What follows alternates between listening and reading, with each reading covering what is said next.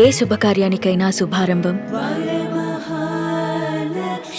నమస్తే, welcome to Suman TV. నేను మీ సాయి. ఆంధ్రప్రదేశ్లో ఊహించని పరిణామం, కూటమి ప్రభుత్వం ముందుకు కొనసాగుతున్నటువంటి సందర్భంలో డిప్యూటీ సీఎం అనేటువంటి ఒక టాపిక్ ఇప్పుడు రాజకీయ హీట్ పుట్టిస్తుంది. అసలు ఈ డిప్యూటీ సీఎం టాపిక్ ఎందుకు వచ్చింది? నారా లోకేష్, పవన్ కళ్యాణ్ గారి మధ్య ఈ యొక్క అంశాన్ని తెరపైకి ఎవరు తీసుకొస్తున్నారు? దీనికి సంబంధించి మనం మాట్లాడదాం. మనతో పాటు ప్రముఖ అనలిస్ట్ చంద్ర శ్రీనివాస్ గారు ఉన్నారు. సార్ నమస్తే.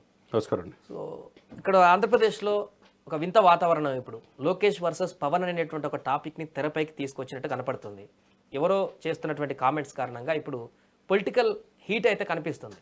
ఇది ఎక్కడి వరకు దారితీసే అవకాశం ఉంది?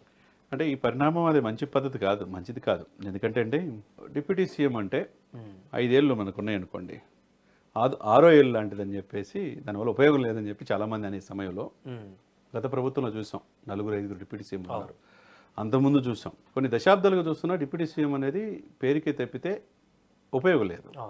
ఇచ్చాము అన్ని వర్గాలకి సాటిస్ఫై చేసామనే భావన తప్పితే గతంలో డిప్యూటీ సీఎం హోదా ఏంటి, పరిపాలన ఏంటి అనేది ఎవరికి తెలియదు.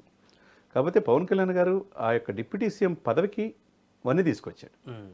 ఒకవైపు తన దగ్గర ఉన్న 5 శాఖలు, గ్రామీణాభివృద్ధి, పంచాయతీ, అటవీ, సైన్స్ అండ్ టెక్నాలజీ, గ్రామీణ నీటిపారుదల, ఇవన్నీ శాఖలతో పాటు డిప్యూటీ సీఎం అనే పదవికి వన్నీ తీసుకొచ్చారు.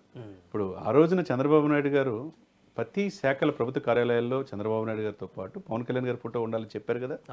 ఆదేశాలకు అనుగుణంగా ప్రభుత్వం వెళ్తుంది కదా.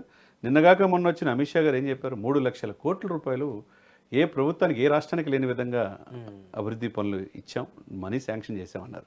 అంటే ఏంటి? ఆంధ్రప్రదేశ్ మీద ప్రత్యేక దృష్టి పెట్టారు. ఇటువంటి పరిపాలన 7 మాసాలు అయింది. దాదాపు టోటల్గా 5 లక్షల కోట్లు పెట్టుబడులు వచ్చినాయి. దానివల్ల డైరెక్ట్ ఇండైరెక్ట్ 14 లక్షల మందికి ఉపాధి వస్తుంది. అభివృద్ధి మీద దృష్టి పెట్టాల్సిన ఈ సమయంలో ఈ వాతావరణాన్ని క్రియేట్ చేస్తుంది ఎవరు? దీన్ని విచ్ఛిన్నం చేయడానికి ప్రయత్నం చేస్తుంది ఎవరు? ఇది మంచిదా? రాబోయే 4 సంవత్సరాల 5 నెలలు పరిపాలన ఉంది. ఇంకా అతన్ని గతంలో పరిపాలించిన వ్యక్తి 151 సీట్లు జగన్మోహన్ రెడ్డి గారు సంక్షేమ మాటను అభివృద్ధి మర్చిపోయారని ఆయన కాదనుకొని 11 సీట్లకి పరిమితం చేశారు.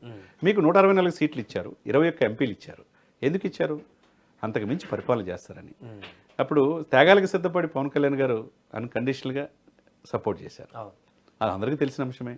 ఢిల్లీ లెవెల్లో ఆయనకంటూ తన ఉనికిని చాటుకున్నాడు. తన రాజకీయ భవిష్యత్తు కూడా ఎక్కడ గెలవడనే పరిస్థితి నుంచి 100% స్ట్రైక్ రేట్తో మరి ఆ వ్యక్తితో కలిసి ఒక కుటుంబంలాగా వెళ్తున్న ఈ సమయంలో కొంతమంది మీడియా అధిపతులు కావచ్చు, కొంతమంది కుహన లౌకికవాదులు కావచ్చు, లోకేష్ గారి ప్రేమ పట్ల ప్రేమగా ఉన్నట్టుగా ఉండేవాళ్ళు కావచ్చు, ఆయన సీఎం కావాలని ఒకటి తీసుకొచ్చారు. ఇప్పుడు అది అవసరమా, అవసరం కాదా? ఇప్పుడు పోలవరం తరతరాల కోరిక రాజధాని అమరావతి పూర్తి చేయాలి, ఆంధ్రలో జీవనాడి పోలవరం పూర్తి చేయాలి, విశాఖలో రైల్వే జోన్ తీసుకొచ్చి అభివృద్ధి కార్యక్రమాలు చేసుకోవాలి, రాష్ట్రంలో సూపర్ 6 అని పెట్టారు, ఆ 6 అమలు దిశగా వెళ్ళాలి. ఇన్ని పనులు ఉన్నాయి. ఒక జాబ్ క్యాలెండర్ రిలీజ్ చేయాలి. ఇన్ని పనుల మధ్య ఇది తీసుకొస్తుంది ఎవరు? ఆలోచించుకోవాలి. చంద్రబాబు నాయుడు గారు అపారమైన రాజకీయ అనుభవం, 4.5 దశాబ్దాలు సుదీర్ఘ అనుభవం, 8 సార్లు ఎమ్మెల్యేగా అయ్యాడు, 14.5 సంవత్సరాలు సీఎం చేశాడు. ఆయనకి తెలియదు కాదు. డెసిషన్ తీసుకోవాల్సింది ఎవరు ఇక్కడ? చంద్రబాబు నాయుడు గారు, పవన్ కళ్యాణ్ గారు. అంతే కదా. బీజేపీతో కలిసి ఉన్నారు కాబట్టి బీజేపీ పెద్దలు కలుస్తారు. రైట్ శ్రీనివాస్ గారు.